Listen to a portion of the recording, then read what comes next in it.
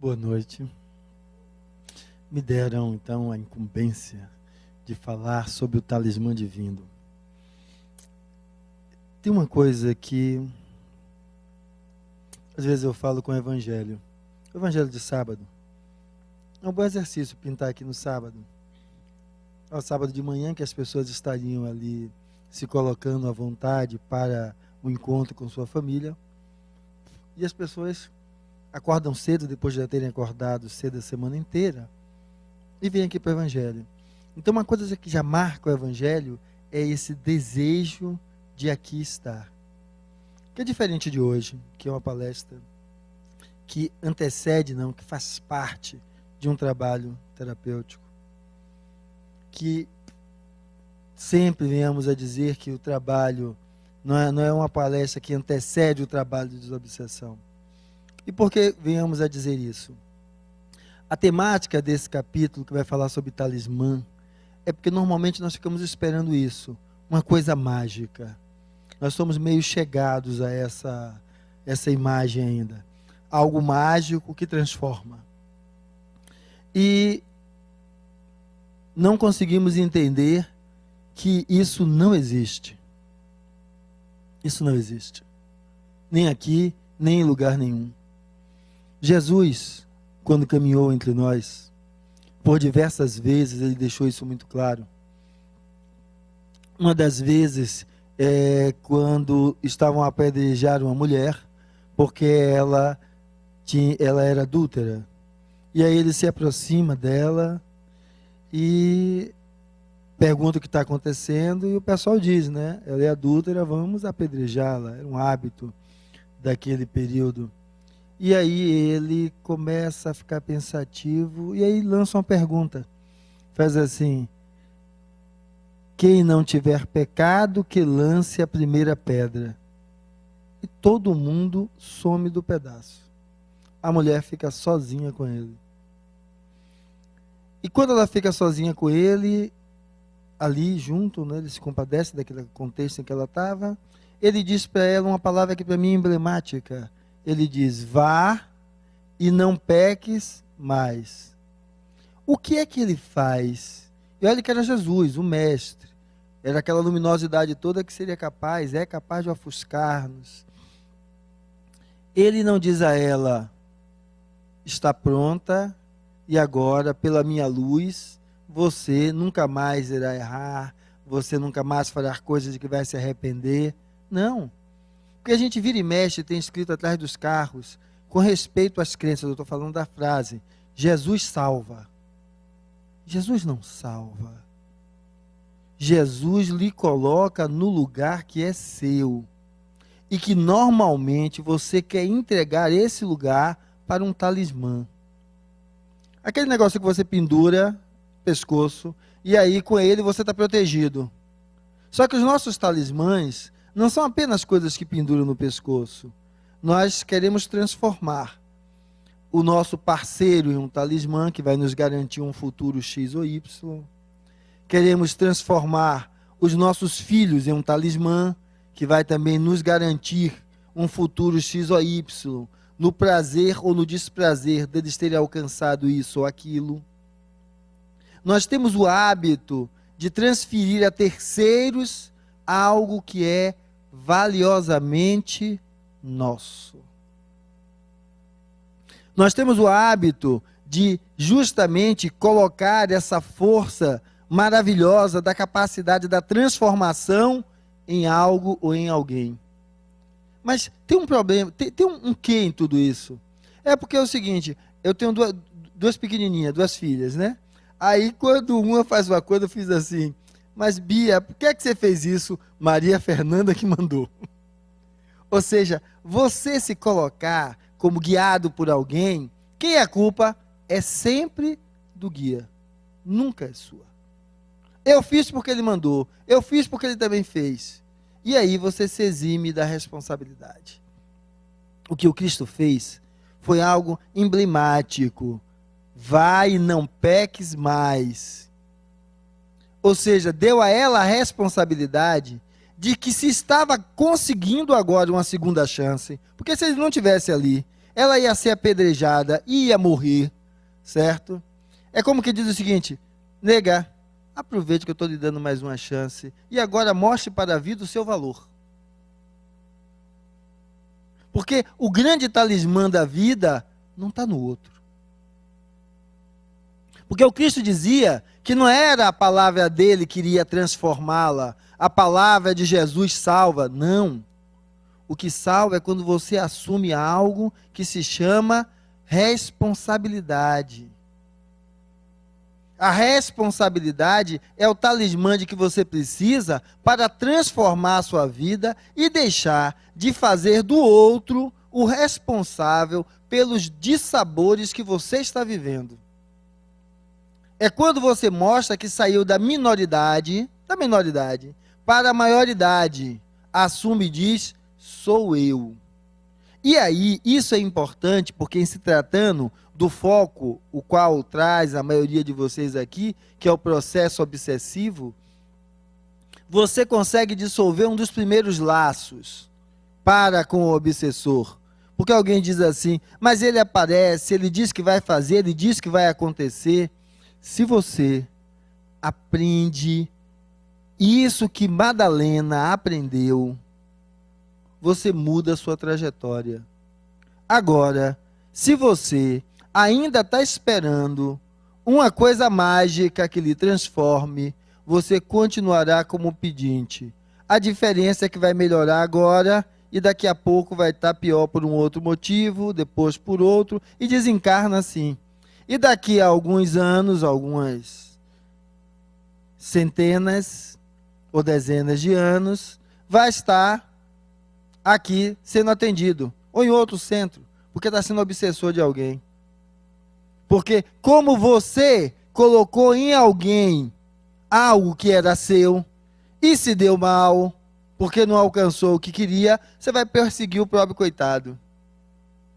Mas como?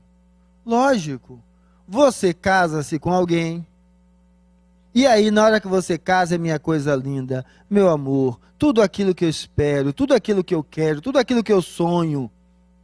Ora, talvez para minha filha de 5 anos ainda dê, mas vai crescendo um pouquinho, já dá para perceber que não. Porque se fosse assim, todo seria uma maravilha. O outro tem as suas arestas, você que faz questão de não enxergar.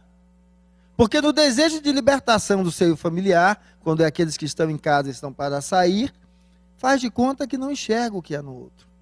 Aí a criatura vai e casa com você, que não é nada, ninguém de especial, é um outro ser humano igual a você. Mas você transforma ele no talismã de sua felicidade.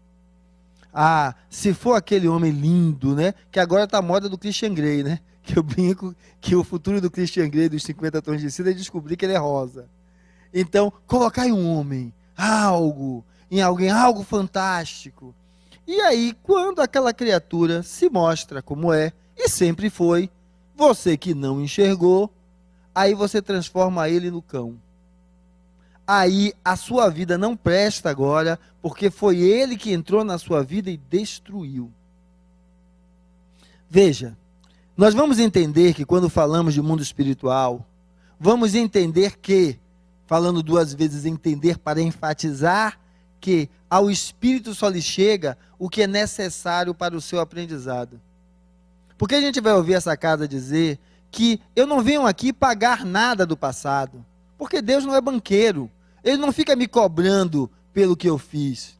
O que eu fiz, fiz por ignorância. Aqui eu volto para, de novo, lidando com situações congêneres, similares, certo? Eu aprender o que ainda não aprendi. Então, o que me atrai àquilo que eu vivo é a ignorância que ainda reside em mim. Então, quando eu coloco nisso, aonde está a resolução dos meus problemas? Em transpor essa ignorância. É o transpor dessa ignorância que me afasta de determinados contextos, porque só vem ao espírito aquilo que lhe é necessário. Se você terminou o dever de casa, para que mais? Não há porquê. Você não vai atrair mais aquilo.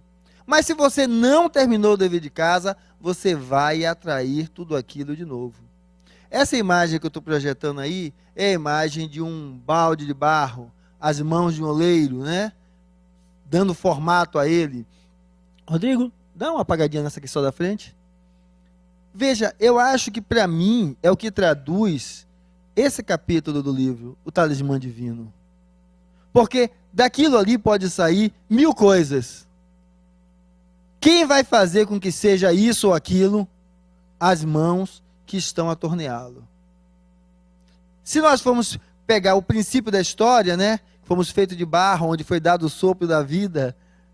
Então, esse barro, se a gente for interpretá-lo de uma maneira como que seja essa existência, porque para estar aqui, acreditando que depois de sair daquela sala, você vai estar curado dos seus males, atribuindo-os a um espírito qualquer que esteja a lhe perseguir, você vai estar dizendo que entende que a vida não é só isso aqui. Ou você está aqui achando que só ele é espírito e some, e você morreu e acabou. Porque é preciso que você se faça essa pergunta, senão mais uma vez está igual a minha menina de 5 anos, se iludindo com uma visão que só lhe é vantajosa por momento. Ah, mandei ele para os raios, agora eu saio curado, e acabou. Não, é você entender que ele está aqui, não é porque ele é um perseguidor, ele é cruel, ele não presta, ele é um ignorante igual a mim, igual a você. Porque se não fosse um ignorante, estaria fazendo o que colado em você? O que? Se a vida continua, se ele já viveu outras vidas, se outras pessoas já se relacionaram com ele, não só você, por que é que ele vai ficar congelado, cristalizado em uma experiência que viveu com você? Ele teria, tocado, porque a fila anda. A fila não fica à espera. A fila só fica à espera de quem se coloca à espera. De o outro resolver o seu problema. Então ele não é de um doente não, é alguém que precisa, sabe o que de você? Comiseração e misericórdia para com ele. Que por ignorância ele persegue. E que você faz, e precisa cultivar isso, para por ignorância você não está daqui a pouco a perseguir alguém. Porque alguns de nós, não os aqui presentes, já perseguem enquanto encarnados. Porque transformou o parceiro ou a parceira nos talismã a definir sua vida. E quando o outro disse, não dá mais, porque pintou um outro alguém, aí começa a fazer da vida do outro um inferno. Pega os filhos e transforma os filhos em moeda de troca. Não consegue enxergar que uma coisa é o parceiro, outra coisa é o pai ou a mãe. Ah, mas ele não presta, ajude ele a ser melhor pai. Que é possível. Saia do egoísmo, ajude ele a ser um melhor pai. Ah, mas ele vai ter que estar aqui todas as noites. Se coloque no lugar da mulher que ele arranjou. Você ia querer ele só todas as noites na casa da outra? Então, elimine esses aspectos, para que possa propiciar momentos onde ele ou ela possa estar com aqueles que também são filhos seus, porque são filhos dele ou dela também. Então, quando começamos a fazer assim, nós começamos a nos desamarrar, a tirar do outro esse valor e esse peso que ele acha que tem. Que a proposta que eu estou falando, nesse sentido de se desamarrar, vocês façam com quem estão aí, por ignorância, junto com vocês. A primeira coisa, orar por eles. Orar por eles como você gostaria que orassem por vocês, se vocês estivessem aturdidos a ponto de parar de viver por uma vingança. E eu estou trazendo a questão do desenlace de uma relação anteriormente projetada como perfeita, para simbolizar isso, porque todos nós conhecemos essa situação. De conhecidos nossos que se separaram e a vida dos filhos viraram um inferno, porque os dois adultos não são adultos, são adolescentes. Porque não conseguem entender que há ali outras mentes que são dos filhos e que na maioria das vezes são pequenos e não têm condições de compreender. E aí nós estamos fazendo para com eles o que o obsessor faz com vocês. A mesma coisa. Por ignorância, porque mais uma vez depositamos no outro o talismã de nossa vitória. de nossa felicidade. Porque ainda estamos em busca disso. Porque se você chega agora para o desencarnado, digamos que seja daqueles bem toscos, certo? Que são muito agressivos. E aí você vai dizer o seguinte: meu amigo, o oleiro da minha vida sou eu. Infelizmente ou felizmente, a vida é uma rede, uma teia, onde estamos todos nós interligados. Eu não existo sem você, assim como você não existe sem mim. Mas não é você o definidor de minha vida. Os laços que nos unem a todos, não só você e a mim, mas une a todos nós. Então a primeira coisa é: não perca seu tempo achando que é você que está fazendo isso ou aquilo para comigo. Tenha certeza que se algo está acontecendo comigo, é porque este acontecimento ainda é necessário pela minha própria ignorância. Porque senão, eu não teria atraído para mim. Porque se não fosse assim, por mais que você quisesse, você não conseguiria. Sabe o que é que você está sendo? Um instrumento da linha de aprendizado da vida, aonde isso vai precisar acontecer com alguém. Só que eu estou lhe dizendo é o seguinte: se desprenda de mim e toque sua vida. Do fundo do meu coração eu lhe dedico o que há de melhor em mim. Por quê? Não é que você toque sua vida, não é para que você deixe de me perseguir, não. Você toque sua vida, para que eu também seja capaz de tocar a minha vida. E dar à minha vida um sentido, que é esse sentido do talismã divino. Porque a minha vida eu posso modificar a partir do aqui e do agora. A partir do hoje, eu posso fazer o instante seguinte melhor. Quando eu faço esse instante um marco de definição, de mudança de trajetória em minha própria vida. Então, meu amigo, não se vanglorie de que é você que vai me fazer desencarnar. Se eu desencarnar e você estiver participando do processo, não é um poder seu, porque esse poder Deus não deu a ninguém. A ninguém. Se o mestre, quando chegou com Madalena, não teve o poder de fazer com que ela não pecasse mais, e ele disse apenas para ela: vai e não peques, ou seja, assuma a responsabilidade do que fez. É você que vai ter esse poder sobre mim? Não. Agora eu oro por você, porque se você quiser, ore por mim também. Somos simplesmente vítimas da nossa própria ignorância. Então, o convite que eu estou nessa casa aqui a fazer, quando eu estou chegando, é que você também desperte. Porque eu vim para cá, porque eu sinto que de alguma forma as suas energias me envolvem. E como eu sei que isso é por ignorância, tanto o você fazer comigo, como eu permitir que você faça, porque você só faz porque eu permito, eu vim em uma casa onde apenas não vai se sacudir folhas, se dar uma baforada de água e me mandar embora. É que vai me obrigar a assistir uma palestra pública, falando sobre a necessidade de transformação como forma de libertação. Mas a libertação, para eu me libertar de você não, é para nós dois nos libertarmos desse modelo escravizante, que não nos permite perceber que o grande elemento transformador da vida, se é que existe um talismã, é a minha vontade, o meu propósito, a minha perseverança em romper a minha ignorância a cada instante, a cada dia, a cada momento. Veja que eu estou aqui, e quando eu estou dizendo aqui, então, como orador, que estou obrigado, é porque isso faz parte.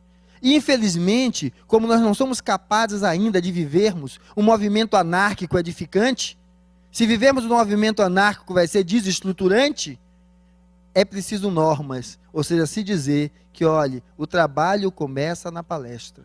Que alguns vão dizer assim: ah, não, a gente chega já no finalzinho, participa e vai lá para dentro. É porque não é mágico. Não é mágico. Se vocês entendem que o que eu estou tentando descrever aqui é que a missão do mestre, quando veio com aqueles que estavam junto com eles, não era missão de magia, era missão de despertar da consciência do indivíduo enquanto artífice de si mesmo. O único elemento capaz de construir a paz em você é você. Não transfira isso para ninguém.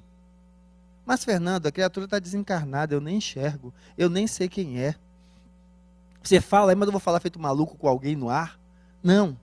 Sabe como é que a gente fala? para construir essa paz que a gente está vendo aí, vamos entender que o nosso mestre e amigo Nazareno, ele nos trouxe um exemplo. E não é essa luzinha brilhante que está piscando na mão, nem esses cabelos ondulados. O exemplo dele é que ele deixou alguma coisa escrita? Não. Ele fez da própria vida um exemplo.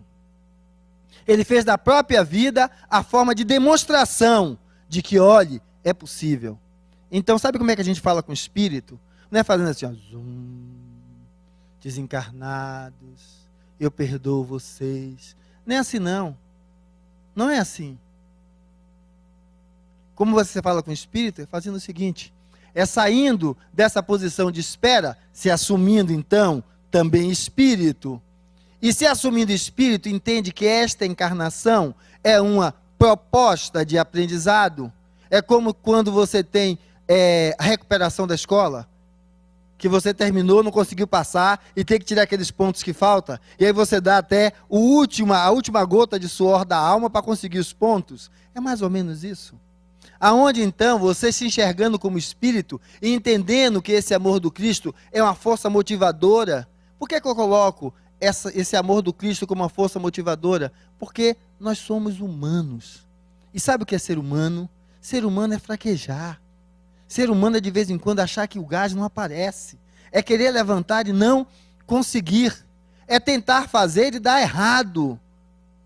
Isso é ser humano. E por isso é ser divino. Porque justamente tudo que vemos de belo no mundo está aí, porque teve um maluco que todo mundo dizia que ele estava errado, e ele continuou em frente e fez com que um sonho se transformasse em realidade. E é essa realidade, chamada de loucura ontem, que faz com que nós tenhamos hoje uma civilização nos moldes do avanço tecnológico que nós temos. Mas, Fernando, você está falando só de tecnologia, são coisas materiais. Não.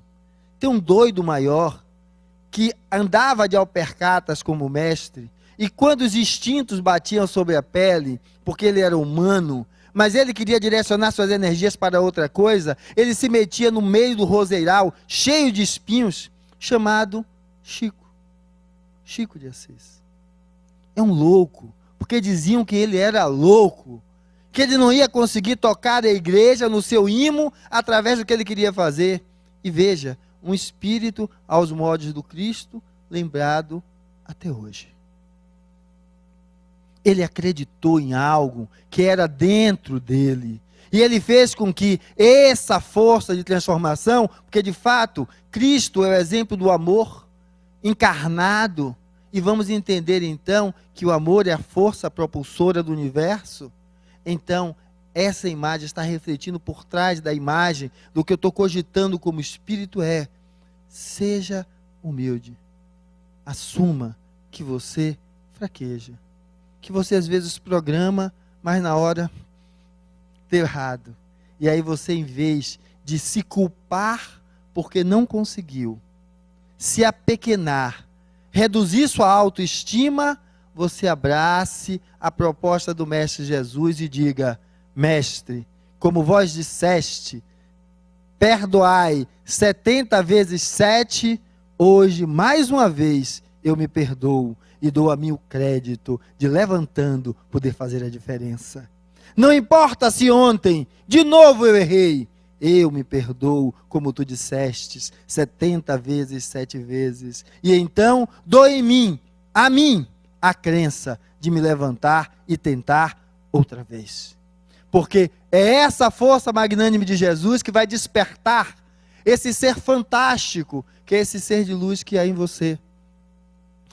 Aqui tem um grupo de mães que recebem as cestas básicas, e tem e a gente fala cada mês um tema, né? Então são 6 temas médicos e 6 temas jurídicos. E dentre os temas de saúde, que não são médicos, né? Já vai o meu viés de médico, é droga-adição. E é fantástico quando chega aqui um droga-adicto para dar o seu depoimento, porque normalmente são esses que estão há mais tempo fora do domínio da droga que vêm dar, como elas ficam, como eles envolvem. Sabe o que é essa pessoa? É aquele que errou 70 vezes, 7 vezes. E todo dia que acorda de manhã, olha para o espelho do banheiro, olha para aquele espírito, não se assusta. porque é ele. E diz: hoje eu começo mais uma vez o esforço de não ceder de novo à mesma tentação, porque drogadicto ele será até se desligar desse corpo. Não deixa de ser. Tem 10 anos. Se você vacilar, volta tudo de novo. E ele tem a coragem de olhar para ele, assumir que assim o é, e assumindo que assim o é, não traça para si coisas que são além da sua capacidade. Que aí, para a gente trazer para uma realidade mais fácil da gente poder, às vezes, falar, o alcoólatra, que ele abre de manhã o banheiro e quando olha para aquele espelho diz: tu é alcoólatra, né, velho? Olhe, mais um dia. Esteja esperto, porque não vai faltar alguém para uma festinha. Um copinho de cerveja só. Porque comida a gente fica sem ter, sem se oferecer. Dizem aí aqueles que passam fome, mas cachaça não. Sempre alguém vai dar uma coisinha. É um bombom de licor, faz mal não. Se ele sabe que o licor do bombom vai arrastar, porque já viu outros colegas serem arrastados, ele vai aceitar? Não. Mas se ele, porque já é palestrante, falando sobre isso, se acha o iluminado, come um bombom com licor, 2 bombons com licor, daqui a pouco na saída, toma a cerveja, daqui a pouco está bebendo álcool puro de novo, e na sarjeta como estava antes. Porque só vai para a sarjeta quem, em vez de assumir que errou e se perdoar, para no outro dia tentar de novo, aquele que o contrário, porque errou, olha para si mesmo, se coloca como o maior culpado do mundo e aí se joga na lama, dizendo que não tem direito de sair dali. Só que nenhum de nós temos esse direito. E às vezes é essa situação que está o espírito que lhe acompanha. Lhe acompanha por uma conexão vibratória de um passado que já se foi, mas está numa forma tão doentia que a forma doentia dele também lhe contagia. Mas então, como é que a gente ensina? O nosso mestre nos colocou, porque ele disse que a caminhada dele era exemplo. A caminhada de Jesus foi por você, por mim, por cada um de nós. E quando a gente olha nisso, a gente fica vendo aquele Cristo pendurado, cheio de prego no pulso, nos pés, com aquela furadela do lado do peito. E na realidade, a imagem que eu gosto de lembrar de Jesus, quando eu penso em foi por você, é essa. Porque se há um talismã para fazer você ter essa força de transformar, modificar, construir o que você quiser, eu acho que o talismã está nesse sorriso, que para mim representa uma das passagens fantásticas do Mestre, aonde ele resume o sentido para mim do talismã divino, quando ele diz: vem e me segue. E aí ele diz para você, quando você diz: mas poxa, eu já errei 1000 vezes, ele diz: perdoa, 70 vezes, 7 vezes. Aí você está levantar, está querendo arrastar aquela culpa toda e não consegue levantar. Ele diz: meu amigo, me segue. E você de novo naquela, você diz: Senhor, não dá, o negócio está pesado demais. Aí ele diz: no dia que você ouvir, você vai me seguir, porque meu fardo é leve e meu jugo é suave, justamente porque o perdão é algo intrínseco em meu coração. Então, eu não quero o perdão para mim. Eu perdoo a todos porque eu os compreendo, como compreendo você. Dê a si mesmo mais uma chance. Aí você se desgarra daquilo tudo e consegue levantar. E levantando então, o mestre lhe chama a quê? A caminhar. Você não vai levantar para ficar fazendo o quê? O mesmo de antes? Não. Então, não estão aqui? Não estão buscando o auxílio espiritual na cura das suas mazelas? Digam para você mesmo, qual é a proposta que você está fazendo para você? Porque se for apenas para se livrar do encosto, entre aspas, não tem problema, fique tranquilo, daqui a pouco você vai achar outro. Outro, lá fora, igualzinho, e vai estar colado em você. Porque como a fila anda, ele ficou sem ter quem grudar, você vacilou, ele vai pongar em cima de novo. Então, a ideia é essa. Então, não fica lá acendendo a velhinha, botando incenso, ou ao contrário, abrindo aleatoriamente o evangelho e aí recitando. Não, não é assim que se fala com o Espírito, não. É fazendo o contrário. é fazendo essa caminhada. E que caminhada é que eu estou propondo? Eu estou propondo a caminhada dessa imagem. Seja você alguém capaz de estender a mão ao outro. Mostre para ele que você está ferido, porque senão você não estaria aqui. Mas por estar ferido, em vez de você estar esperando que alguém estenda as mãos para você, você, na sua dor, está se tornando capaz de estender a mão para alguém. Então, assim você diz a ele que ele não se perdeu, porque às vezes ele está mergulhado na culpa e acha que não vale nada, e quer arrastar você também, porque você também foi co-partícipe dele. E você diz para ele, não precisa me arrastar para aí, vamos ficar os dois nessa lama, para quê? Levante e também venha para aqui, trabalhe comigo, vamos estender a mão e ajudar o outro. Para que a gente possa perceber o que é isso, quem está morando naquelas casinhas feitas de papelão, quando toca fogo na zorra toda, quem é que ajuda? Somos nós que vamos de carro para lá? São eles, ajudando uns aos outros, na própria miséria em que está. Porque se dizia que o homem, no seu estado da mais pura miséria, seria capaz apenas de destruir o outro, porque cada um pensaria no seu umbigo.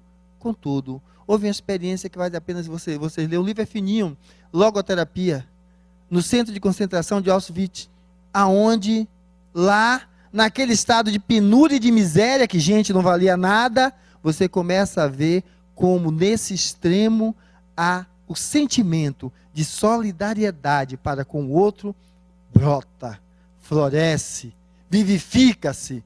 Por quê? Porque o espírito é mais do que o contexto.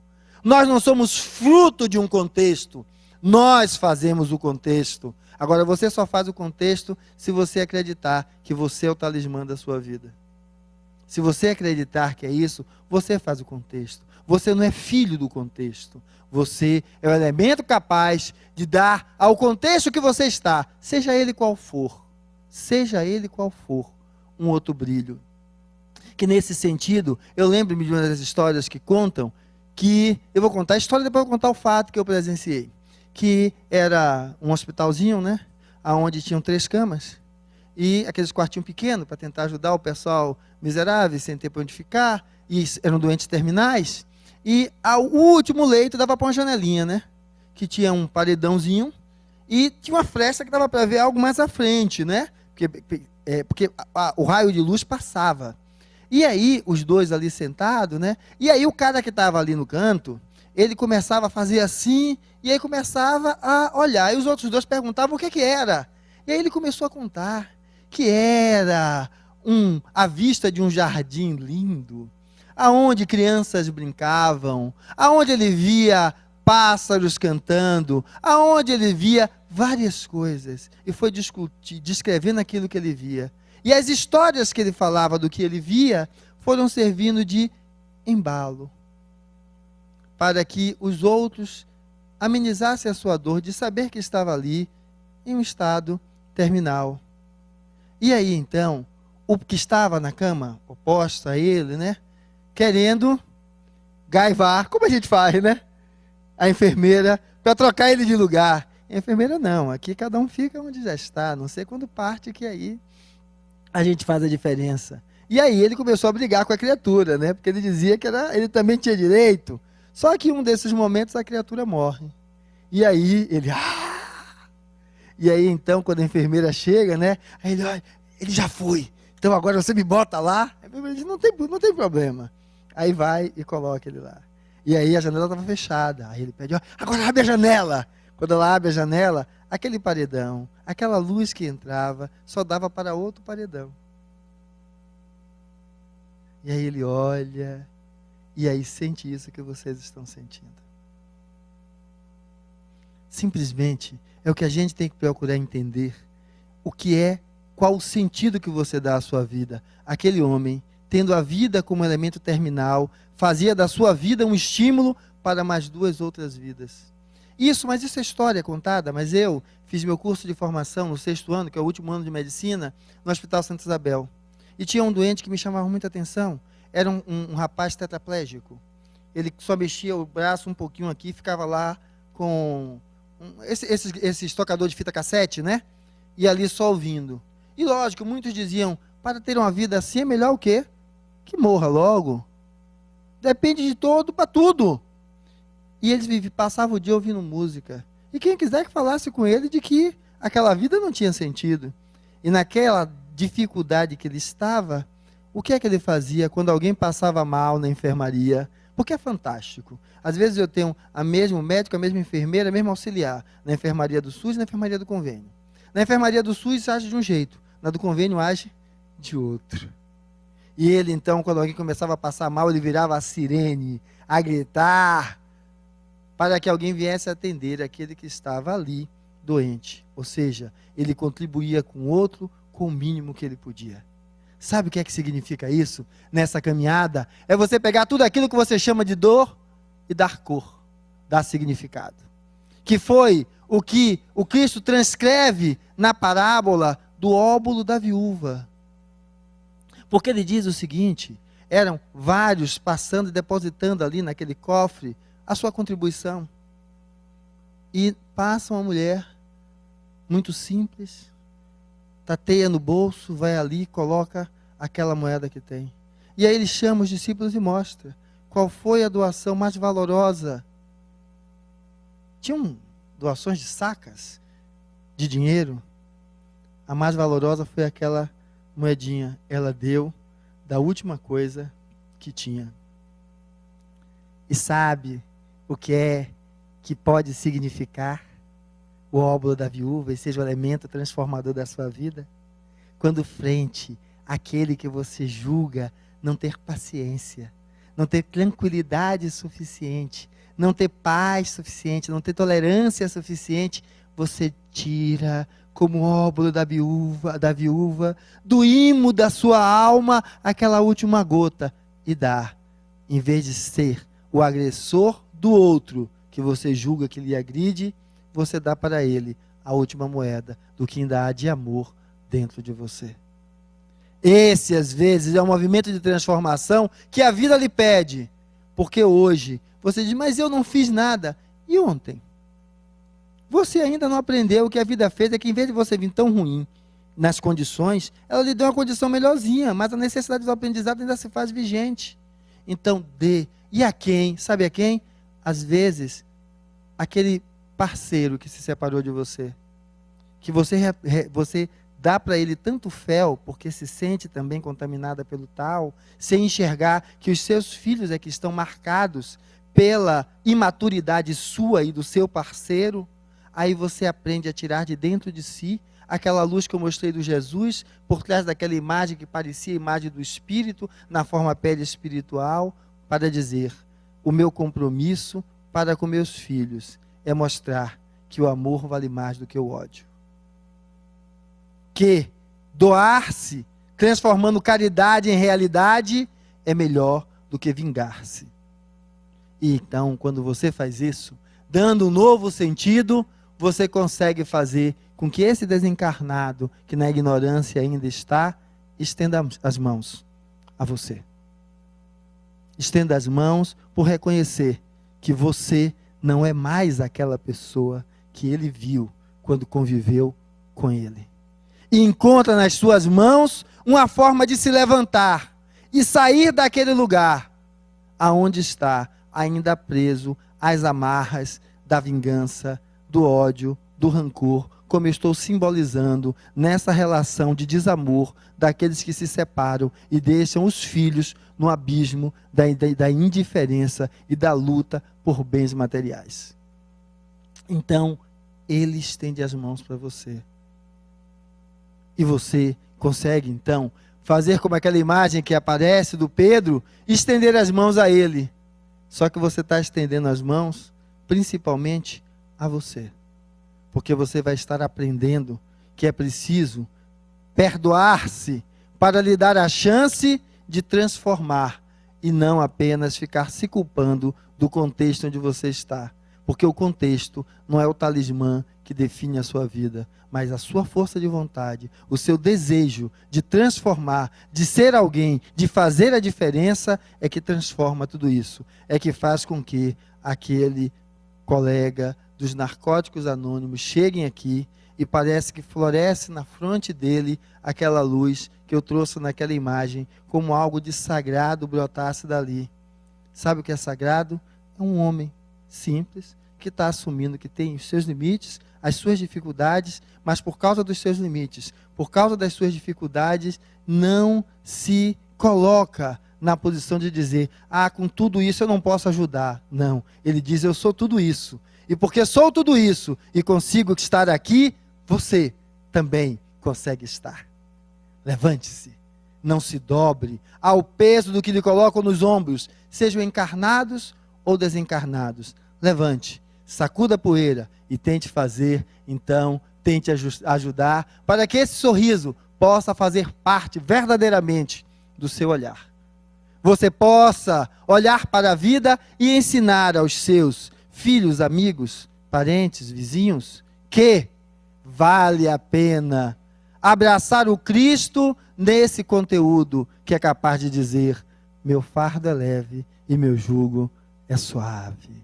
E aí então, possamos ver que esse olhar que era aquele que chegou aqui como um doente, sairá daqui como alguém capaz de replicar dentro de si mesmo a luz da caridade.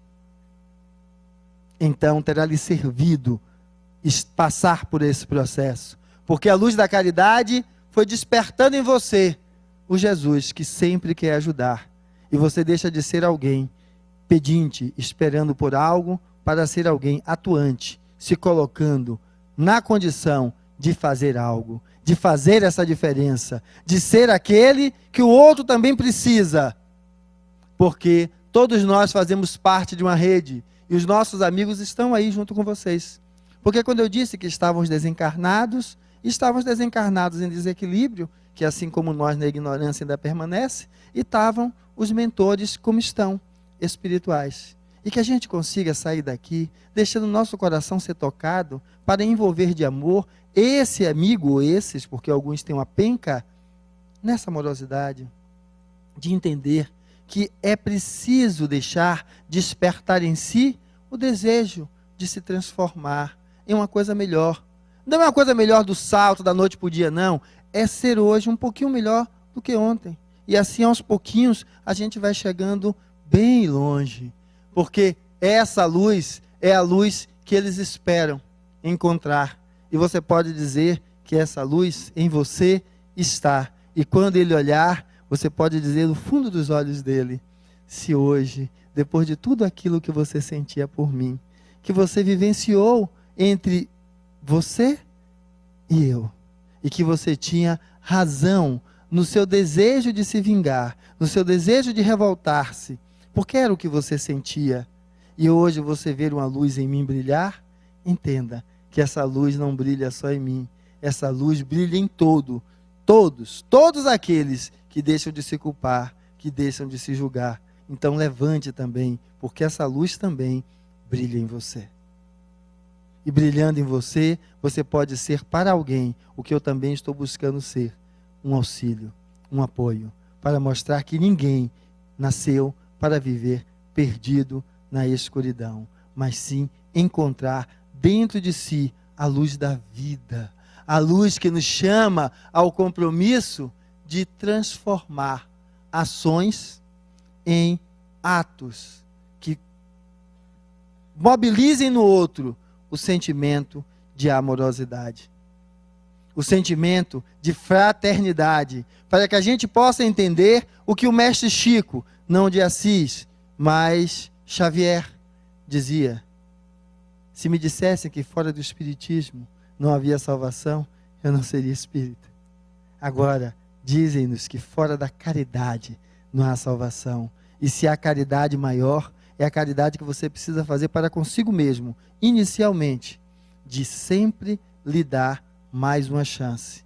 E dessa forma, está ensinando ao outro que ele dê a ele mesmo mais uma chance. Porque o que você errou ontem, se você começa a aprender, você não errará amanhã.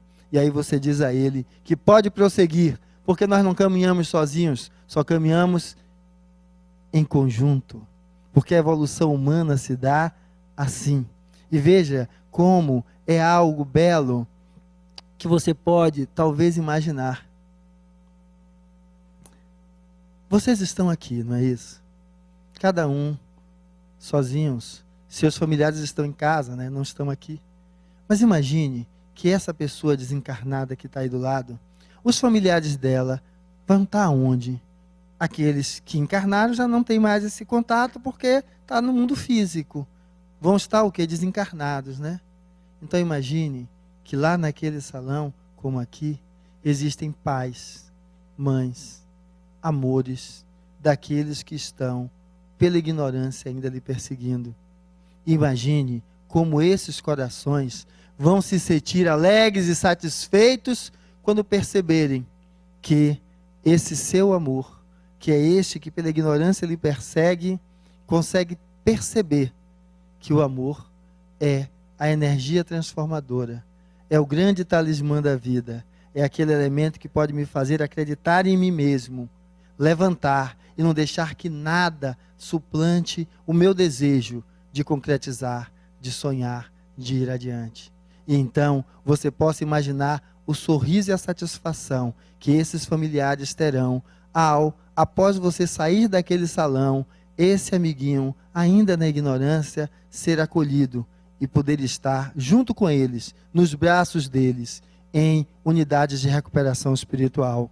Porque eles oram por esta pessoa que está pela ignorância lhe perseguindo, porque eles também o ama, a ama e a quer melhor do que está, para que possa então juntos construir uma vida, ir adiante, retornar. Então, esse é o grande chamado da vida. Transforme a sua vida em um talismã para você mesmo, porque ninguém é dono do seu destino. Se ele separou-se, levou tudo, arregace as mangas e mostre do que você é capaz.